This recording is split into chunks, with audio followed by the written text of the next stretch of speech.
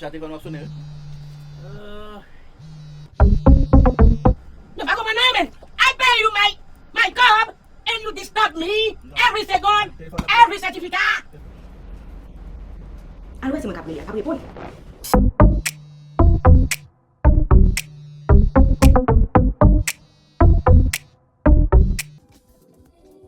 Puto tagal sa kumbay na confirm kay Stephen Naksuni. Yung Stephen itaso signals for tagal lang ibig.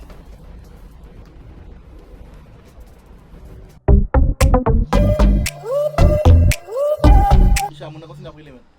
Oh man, when pursuit man, when play up man. Give me what the hell them munde hell me. Eh, sometimes yo, bam dubai, when pay ko ba misiya. When Estijo said do not disturb. Gusto mong ki-stab. Okay. Bakon man yung tab.